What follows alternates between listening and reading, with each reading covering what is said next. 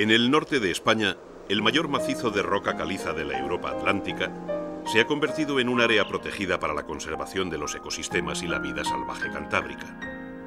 Es el mayor parque nacional del país y uno de los mayores de Europa. Un mundo de altas montañas, praderas alpinas y frondosos bosques que además fue escenario de importantes episodios de la historia de España.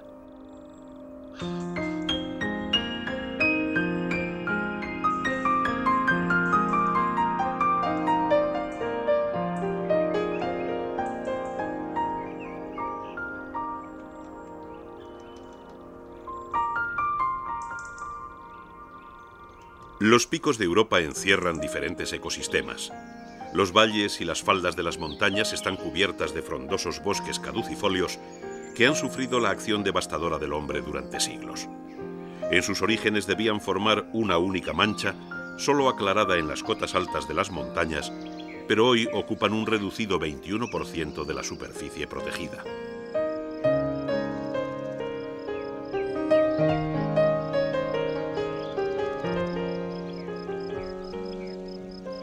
El agua es uno de los factores ecológicos principales del parque.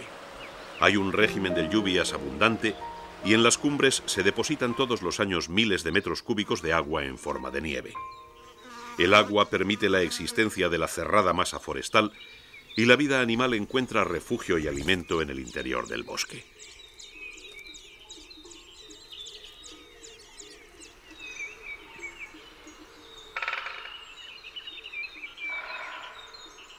El Parque Nacional de los Picos de Europa ocupa 64.660 hectáreas que se reparten entre las provincias de León, Asturias y Cantabria.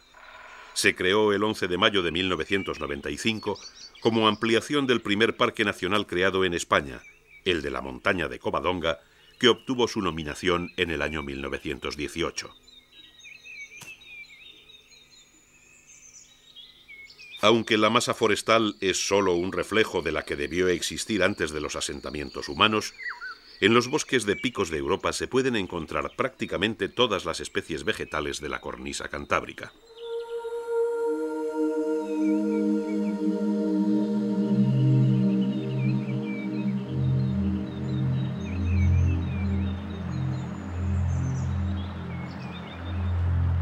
El haya es la especie arbórea más importante del parque.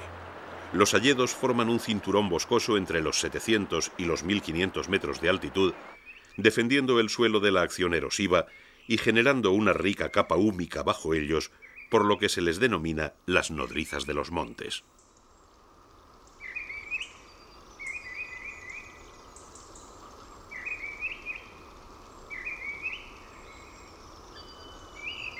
En los hayedos, las especies vegetales se multiplican. Hay robles, abedules, serbales de cazadores, algunos tejos, quejigos, mostajos y un árbol que se conoce localmente como chardón o madre de la fauna, el acebo. El acebo da fruto en invierno, cuando el bosque caducifolio ha perdido su hoja, por lo que se convierte en una fuente de alimento fundamental para algunas especies animales.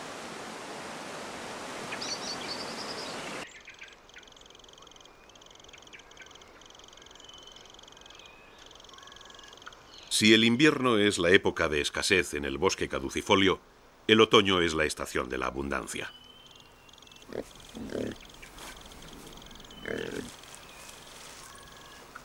Los árboles dan fruto y los animales los aprovechan para acumular grasas que les permitan afrontar la estación fría.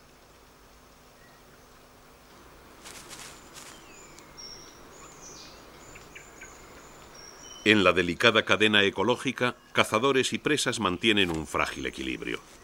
Sin los frutos del bosque y su cubierta protectora, no existirían los primeros eslabones y por tanto no sería posible el desarrollo del resto de esta comunidad biológica tan rica en especies vegetales como animales.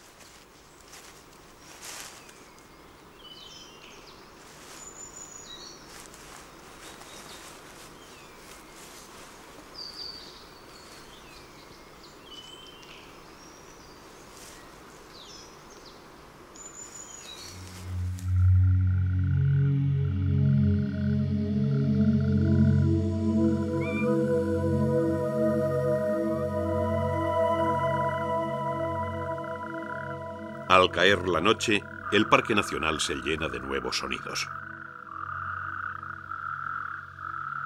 En un área con tanta humedad, los anfibios encuentran un hábitat perfecto para desarrollarse y aunque en su mayoría permanecen invisibles durante las horas del día, la oscuridad nocturna les hace salir de sus escondites.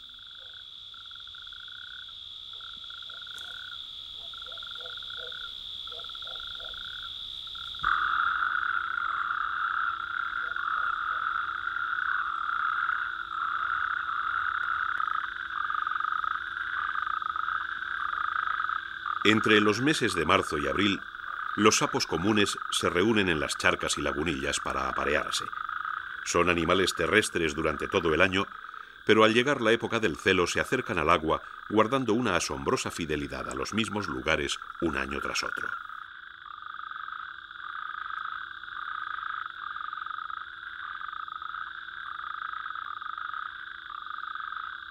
El acoplamiento es axilar y llega a durar de 8 a 15 días. Las hembras, que ponen hasta 7.000 huevos, harán la puesta en el agua, dejando un rosario de huevos negros que eclosionarán entre 15 y 18 días después.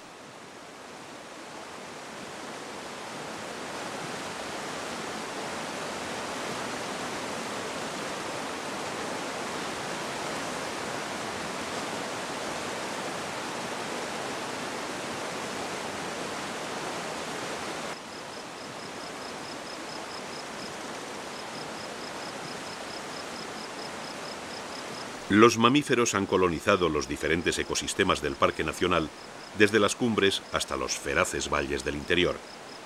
Los cambios producidos por el hombre en algunos de estos ecosistemas han mermado o movido las especies más especializadas, mientras otras, como el zorro, se han convertido en auténticos especialistas en la supervivencia. El zorro es el carnívoro mejor dotado para sobrevivir a los cambios por su adaptabilidad, alto grado de psiquismo y elevada tasa de reproducción. Tiene los sentidos muy desarrollados y es extraordinariamente inteligente, por lo que coloniza todos los hábitats del parque, desde los bosques caducifolios hasta las praderas del piso subalpino, entre los 1.700 y los 2.300 metros de altitud.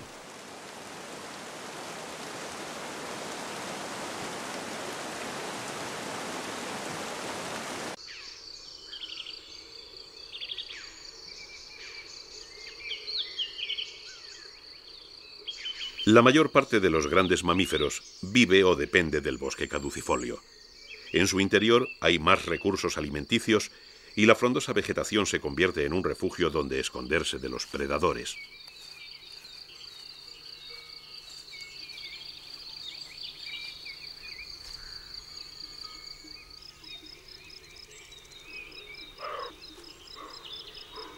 Los herbívoros, como este corzo, merodean con frecuencia en el límite entre el bosque y las praderas, aprovechando las hierbas nutritivas de estas últimas, pero sin alejarse del bosque protector.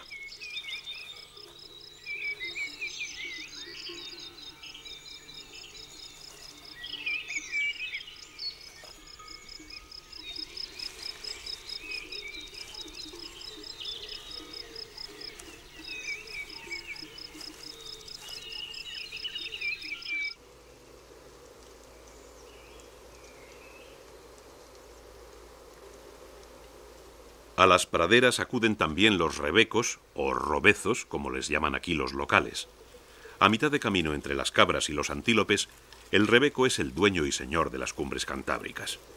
En Europa hay 9 subespecies diferentes, de las que 2 viven en el norte de España, una en la cordillera Cantábrica y otra en los Pirineos. Mientras las subespecies de los Alpes o los Cárpatos llegan a pesar 50 y hasta 60 kilos, las españolas son más pequeñas y no suelen sobrepasar los 35.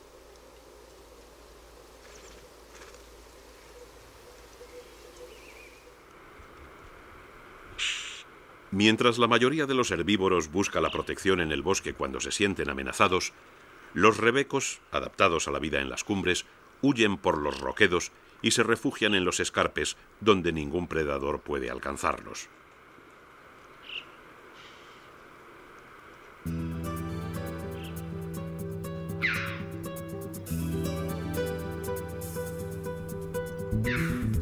La La historia geológica de los picos de Europa se remonta al Carbonífero.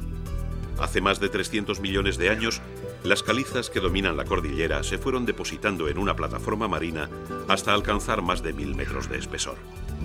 Pero fue hace 30 o 35 millones de años cuando las fuerzas orogénicas volvieron a actuar y al mismo tiempo que hacían emerger los Pirineos y los Alpes, levantaron lo que hoy son los picos de Europa. Después, las glaciaciones del Cuaternario y los fenómenos kársticos tallaron la orogenia del parque y a su acción debemos lugares tan emblemáticos como los lagos Enol y Ercina dentro del área de las montañas de Covadonga.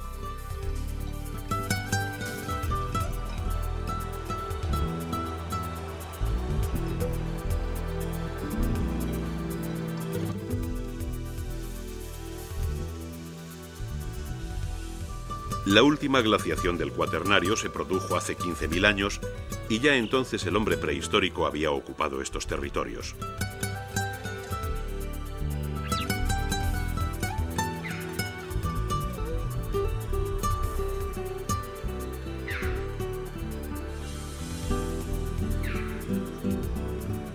La historia del hombre y los picos de Europa ha sido desde sus orígenes muy intensa. Desde el tiempo de los celtas, que adoraban al dios Vindius, estas montañas han tenido un carácter sagrado.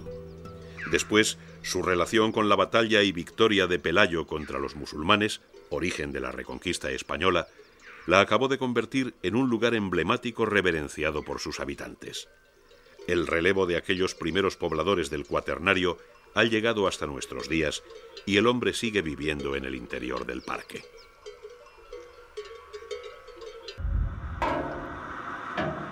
El pastoreo es una actividad que se remonta siglos atrás y que se sigue permitiendo dentro del área protegida. Los rebaños de ovejas lachas, de cabras de raza pirenaica y de vacas asturianas de la montaña se reparten las praderas, produciendo la leche que da origen a los exquisitos quesos artesanos de la región.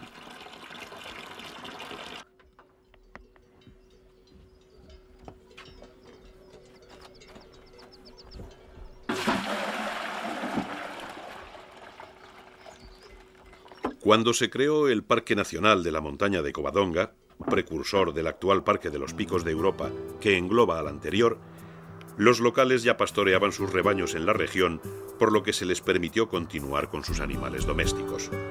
La presión del hombre sobre la naturaleza empezaba entonces a intensificarse. Los animales salvajes se iban refugiando en las áreas protegidas, mientras sus poblaciones disminuían en los bosques libres de regulación.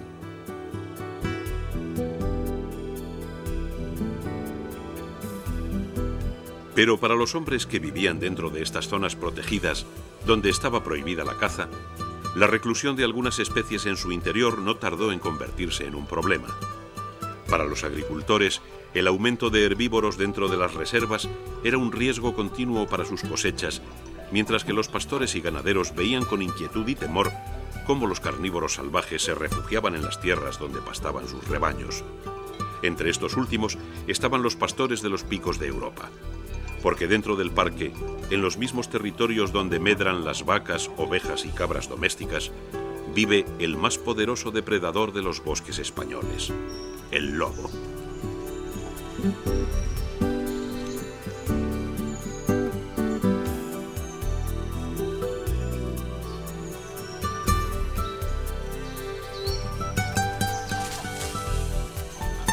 En las sociedades primitivas, cuando el hombre era un cazador-recolector, el lobo era una figura totémica y se le admiraba y respetaba.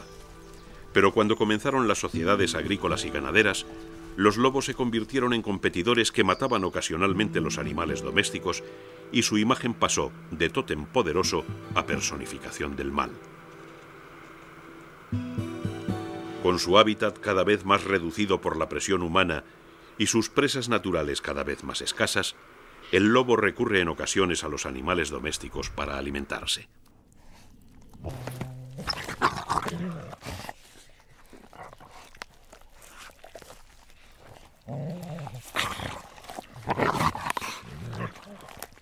Para compatibilizar su protección con el daño que causa a los pastores del parque, la administración paga a los animales que matan los lobos aunque es frecuente que se achaque a estos la muerte de ovejas y cabras provocada por el ataque de cimarrones, perros domésticos asilvestrados que cazan en manadas y no temen la presencia del hombre.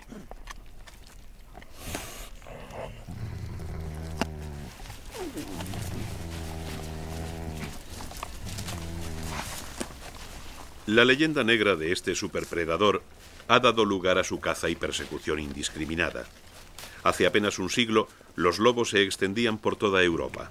Hoy solo Italia, Portugal y España continúan teniendo al lobo entre su patrimonio natural.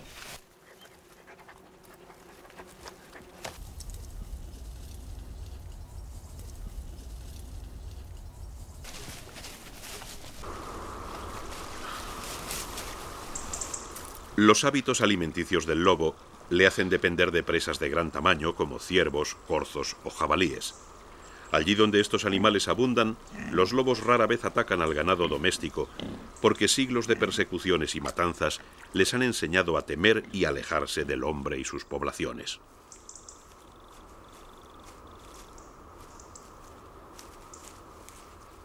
El lobo es una pieza fundamental en el equilibrio del ecosistema. Sin la presión de los predadores, los herbívoros se multiplican sin freno y acaban por agotar la cubierta vegetal que los sustenta. Al cazarlos, los lobos controlan sus poblaciones y de forma indirecta protegen el medio natural al forzar a sus presas a desplazarse cuando huyen de sus ataques. De esta forma, la vegetación se recupera y los herbívoros no sobrepasan el número que soporta el ecosistema.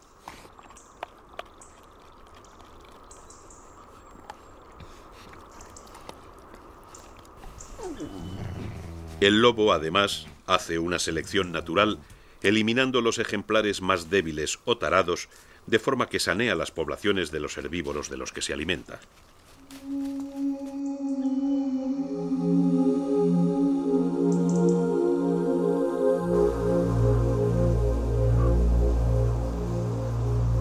La cabaña ganadera que vive dentro del parque sirve contadas veces de alimento a los grandes carnívoros.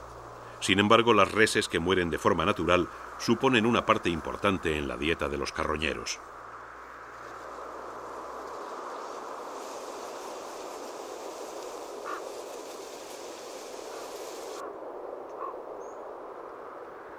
Cuando una oveja muere, todo un cortejo de aves necrófagas desfila por el cadáver. Primero llegan urracas y cuervos. Deben darse prisa antes de la llegada de las aves más poderosas. Después, los grandes buitres leonados y los alimoches no tardan en aparecer, alertados por la presencia de los córvidos, a los que ven desde el cielo a centenares de metros de altura.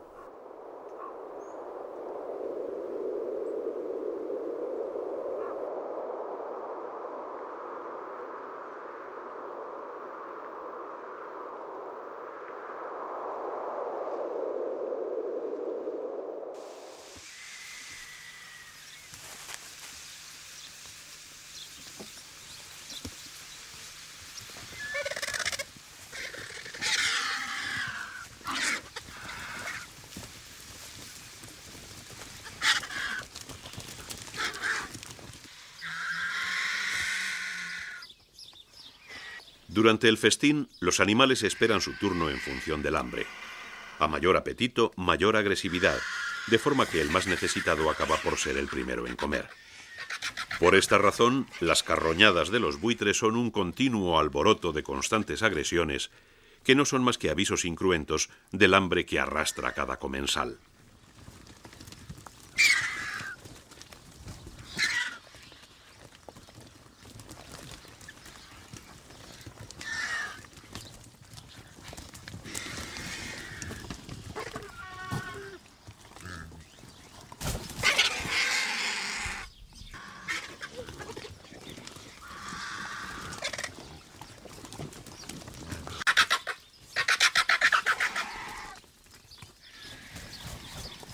Cuando los buitres consiguen localizar un cadáver, comen todo lo que pueden, de forma que en ocasiones, al terminar, pesan tanto que no consiguen levantar el vuelo y deben reposar junto al animal muerto hasta hacer la digestión.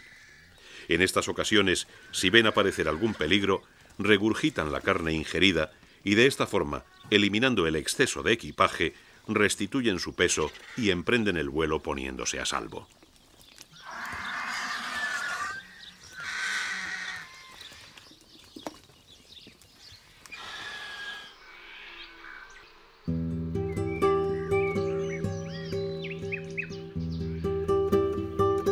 Dentro de las montañas de los Picos de Europa, las de Covadonga son las más emblemáticas, no solo por ser el área del primer parque nacional español, sino por su importante papel en la historia de España. Según cuenta la leyenda, fue aquí donde el rey Pelayo venció a los invasores musulmanes, iniciando la reconquista cristiana del país. Dicen las crónicas que un ermitaño que custodiaba en una cueva una imagen de la Virgen instó al rey para que invocara su protección en la batalla. Pelayo venció a los musulmanes y el lugar donde estaba la imagen se convirtió desde entonces en centro de culto para los cristianos y en especial para los asturianos, que hicieron de la Virgen de Covadonga su patrona.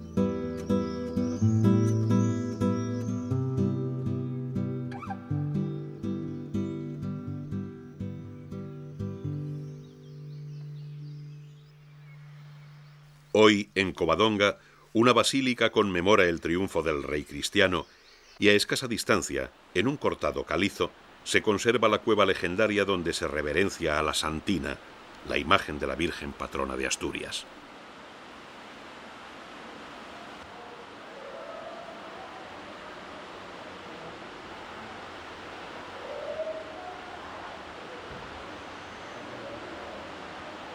Esta cueva, la Cueva Dominica, o Cueva de la Señora, es precisamente de la que procede el nombre de Covadonga. Algunas crónicas cuentan que fue aquí donde el ermitaño enseñó a Pelayo la imagen de la Virgen, mientras otras sostienen que fue el rey Astur el que la trajo para que le ayudara en la batalla.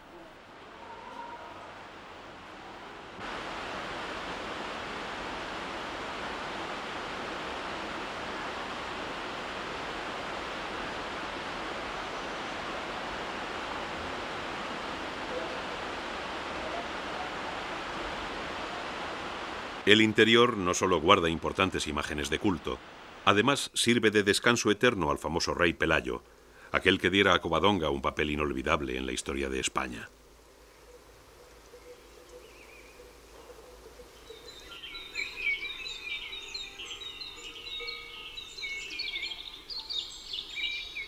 En tiempos históricos, los bosques de Picos de Europa contaban con una importante población de osos.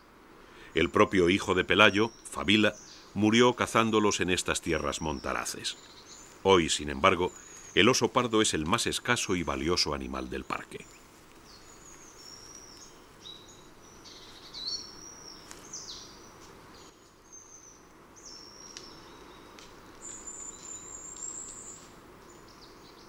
Los osos no viven de forma continua dentro del área protegida de los Picos de Europa, sino que la visitan esporádicamente en el área de Amieva y Valdeón, procedentes de los cercanos montes de Riaño.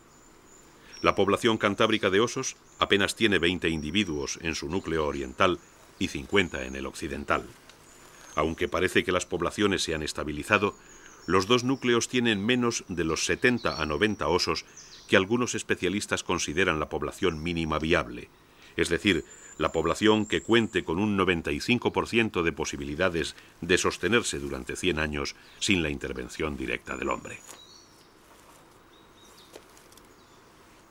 Durante siglos, los hombres han perseguido y matado al oso, temerosos de su ganado o atraídos por su trofeo, hasta llevarlo al límite de la extinción. Es una historia similar a la del lobo, pero el oso tiene menos adaptabilidad y cuesta mucho más recuperar sus poblaciones. Hoy, las reservas de la cordillera cantábrica son la última esperanza para el oso pardo ibérico, ya que la población de los Pirineos parece condenada a desaparecer de forma irreversible. La administración paga los daños que los osos causan a los ganaderos y agricultores. Gobierno e instituciones privadas aunan fuerzas para salvarles. Y tímidamente parece que los osos empiezan a recuperarse. Tal vez en un futuro vuelvan a ser numerosos en los feraces hayedos del Parque Nacional de los Picos de Europa.